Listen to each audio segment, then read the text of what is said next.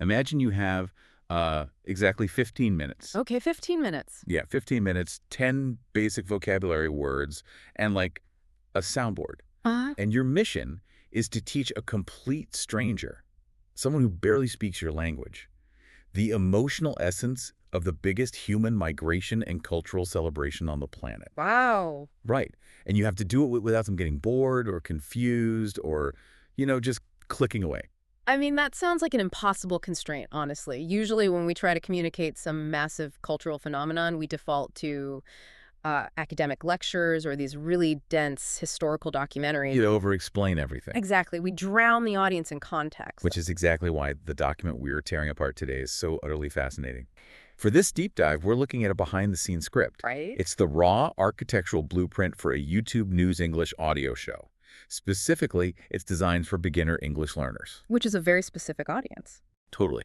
And the entire 15-minute lesson revolves around one highly specific topic, which is how the world will celebrate the 2026 Spring Festival, the Year of the Horse. And, on its surface, it presents itself as this very straightforward educational tool. It features two hosts. There's Mike, who is instructed to be warm and slow-spoken, and Lisa, who brings this lively energy and really clear pronunciation. The classic dynamic duo. Right, exactly. And their job is to teach basic news English expressions.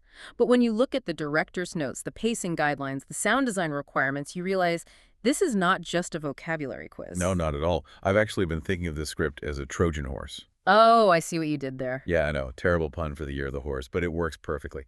It lures the listener in with the promise of a simple, low-stakes language lesson. But hidden inside those really basic subject-verb-object sentences is a highly sophisticated, deeply layered global cultural education. It's secretly smuggling in so much more. Exactly. So today, we're going to deconstruct the mechanics of that Trojan horse. We'll look at the psychology of how it uses a geographical anchor, how it translates abstract concepts into concrete images, and the surprising neuroscience behind its narrative curveballs. Well, we should probably start with the most critical mechanism in the entire document, which is how it manages cognitive load. Yeah, the speed limit. Right. Before the script even gets to the cultural elements of the Spring Festival, it sets these really rigid physical boundaries for Mike and Lisa, the most prominent one being that speed limit. They are strictly mandated to speak at a deliberate pace of 120 to 130 words per minute. Which, for context, is pretty slow. Yeah. Conversational English among native speakers usually clips along at about 150 to 180 words per minute. Right. And if you're listening to a fast-talking news anchor, it is even quicker than that. So think of a beginner language learner's brain, like a computer's RAM. Okay. If 90% of your mental processing power is devoted simply to decoding the phonetic sounds, the speed, and the unfamiliar syntax of a foreign speaker, You don't have much left over. exactly. You only have about 10% of your RAM left to actually learn the new vocabulary or grasp the cultural context. It's a recipe for immediate burnout. So by enforcing that 120 word per minute speed limit and explicitly banning complex clauses. Which is a huge role in this script. Right, favoring just basic subject-verb-object sentences. The script stops the listener's mental computer from crashing. It frees up their cognitive bandwidth. It does. And the writers use that freed up bandwidth to establish what I like to call a mental compass. The geographical anchor. Yes, exactly. Because if you're going to take a beginner learner on a complex global tour of how the Spring Festival is celebrated, you can't just, drop them in the middle of a parade in New York or a beach in Australia right off the bat. No, they'd be completely lost. Right. You need to establish true north. So the script deliberately grounds the listener by starting in the traditional home of the holiday, which is China. Mike and Lisa discuss the upcoming 2026 Year of the Horse, and the script introduces 3 highly sensory foundational vocabulary terms. It starts with the reunion dinner, right? Yep. Then it moves to fireworks and finishes with red envelopes. And what's crucial here is not just the selection of words, but the physical action the script demands of the hosts. This part blew my mind. Right. It does not allow Mike or Lisa to just casually drop the word reunion into a sentence and move on. No. The stage directions actually force Lisa to slam on the brakes. The script dictates that she must stop and phonetically spell the target words out loud. It forces this massive, deliberate pause in the audio flow. Which is so smart. It really is. You can visualize the beginner listener leaning in, maybe mirroring the letters on a notepad as she spells out R-E-U-N-I-O-N, defining it simply as family members coming together. It's a brilliant psychological trick. Spelling the word out loud strips away the intimidation factor of the foreign language. It reduces this big, culturally loaded concept into its smallest, most manageable atomic parts. Individual letters. Exactly. And by pairing the spelling with a vivid, simple definition like noting that fireworks are bright and beautiful, or that red envelopes contain money for children, the script builds a really stable, safe baseline. So once that true north is established, the script does something genuinely clever. It uses that traditional foundation to teach much more difficult, abstract concepts by exporting the festival to familiar Western settings. Right, taking the show on the road. Yeah, it moves from the private, familial setting of a dinner in China to the massive public spectacle of a street celebration in New York City. And this is where we see the pedagogy shift from teaching concrete nouns to teaching abstract ideas. In the New York segment, Lisa talks about reading the news regarding a massive street parade. She spells out P-A-R-A-D-E. Yep. And the script defines the parade simply as a long line of people walking together to celebrate, featuring, dragon and lion dances taking over American streets. But the real linguistic target hidden in the New York segment isn't the parade. Mike mentions that school children in the U.S. are drawing pictures of horses for the 2026 festival. And he uses this image to introduce the words symbol and strength. Right. He explains that the horse is a symbol of strength in Chinese culture. Yeah. And consider the alternative here. If a teacher stands at a whiteboard and tells a beginner, a symbol is a mark or character used as a conventional representation of an object. The learner is going to be completely lost. Completely. That is an abstract definition of an abstract word. But by attaching the abstract word symbol to the highly tangible, universally understood image of a horse and pairing it with the concept of physical strength, the script creates a sturdy cognitive bridge. It essentially bypasses the dictionary entirely. It's so efficient. Yeah. And the script pushes this technique even further when the narrative jumps across the Atlantic to Trafalgar Square in London. Ah, yes, the London Fair. Right. So here, the setting is a lively festival fair with people eating dumplings and noodles. And the script uses this specific location to teach arguably the hardest vocabulary word in the entire 15-minute lesson, which is atmosphere. Atmosphere is a notoriously slippery word. Oh, absolutely. Even for native speakers to define clearly without using circular logic.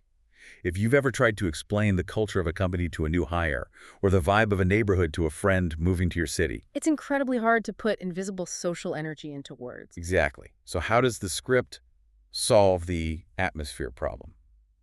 Lisa, playing the role of the curious proxy for the audience, stops the conversation and asks Mike directly.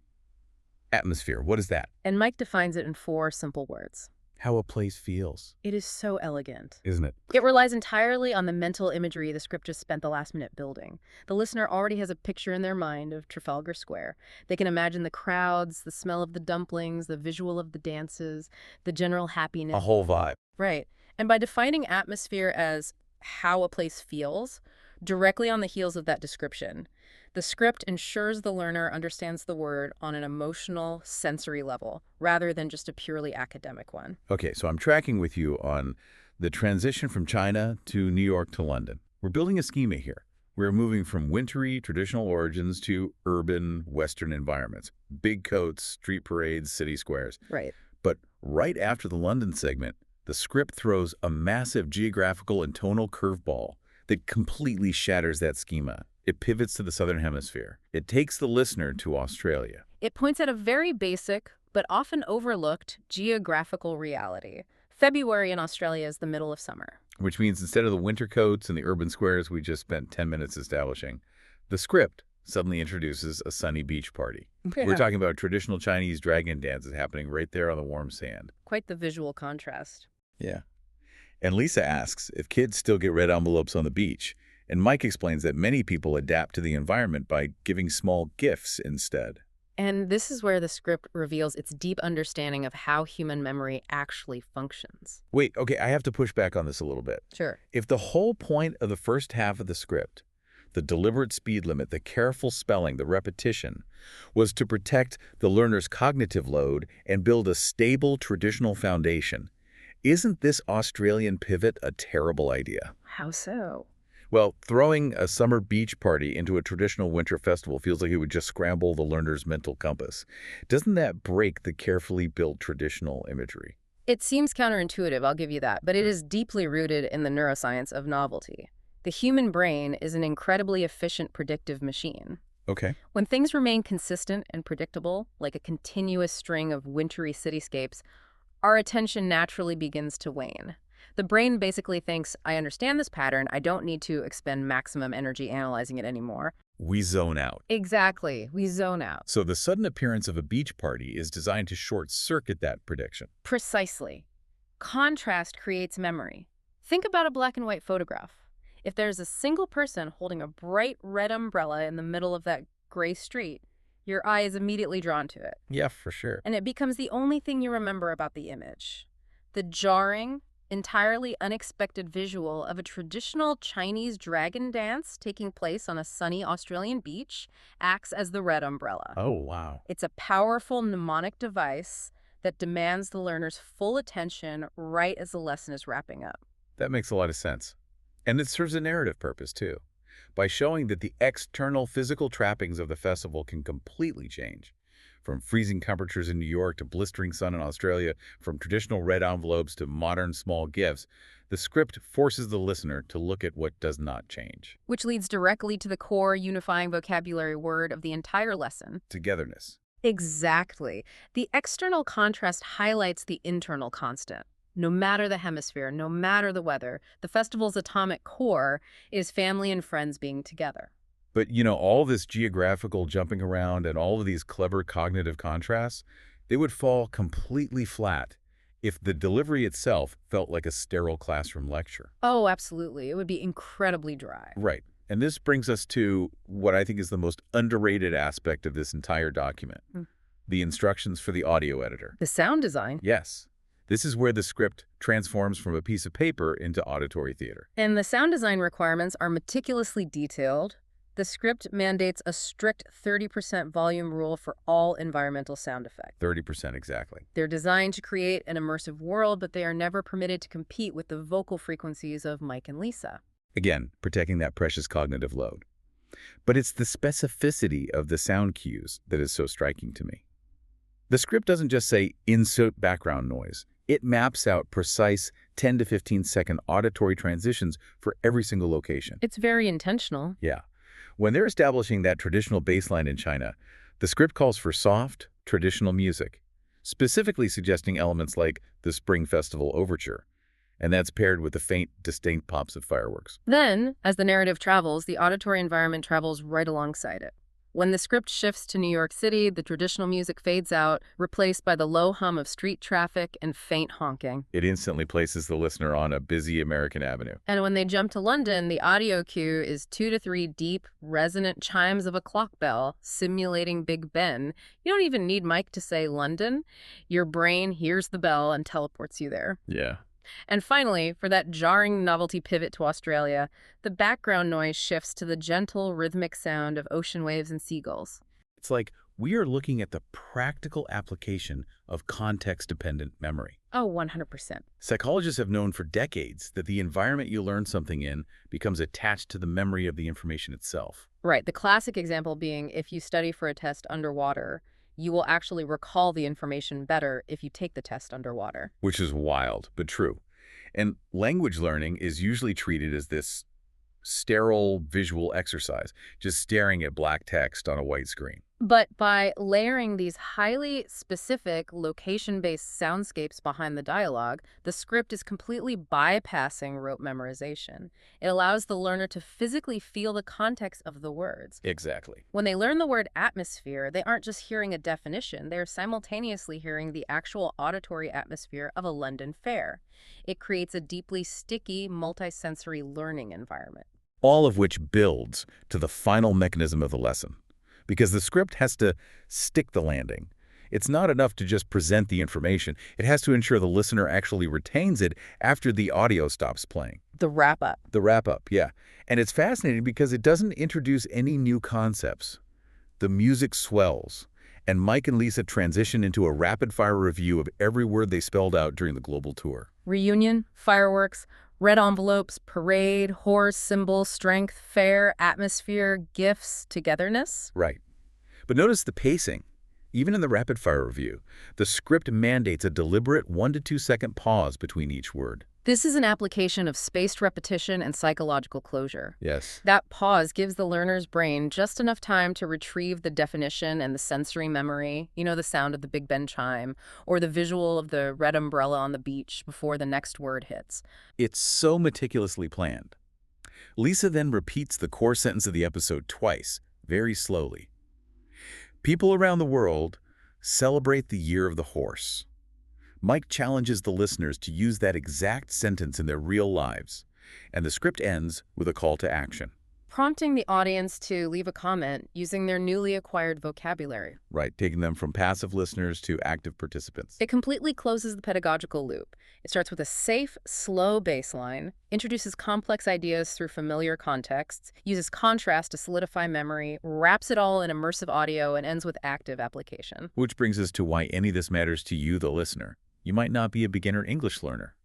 You might never need to explain the cultural significance of the Spring Festival or the Year of the Horse to anyone. Probably not. But if you strip away the specific subject matter, the mechanics we uncover today are universal tools for human communication. They really are. Think about the last time you had to explain a highly complex technical project to a colleague in a different department, or, a new software system to your team.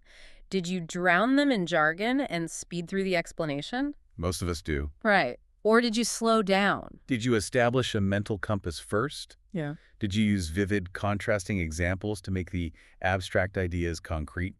Did you create an environment that helped them feel the context of what you were saying, rather than just reading them a dictionary definition? The strategies hidden in this beginner language script are the exact same strategies required to make any complex information accessible and memorable. Which leaves me with a final thought for you to mull over as you go about the rest of your day. We just watched a script use 15 minutes, 10 specific words, and a handful of carefully chosen sound effects to transmit the emotional core of a massive global culture. The essence of happiness and reunion. Right. Now imagine you were given that exact same constraint. If you had to teach a complete stranger the absolute undeniable essence of your own culture, your own hometown, or even just your own family's most sacred tradition, what specific background sounds would you play for them? And what 10 words would you force yourself to slowly, deliberately spell out? That is a wonderful constraint to think about. It really forces you to figure out what your own true north actually is. Exactly. Find your 10 words. Till next time.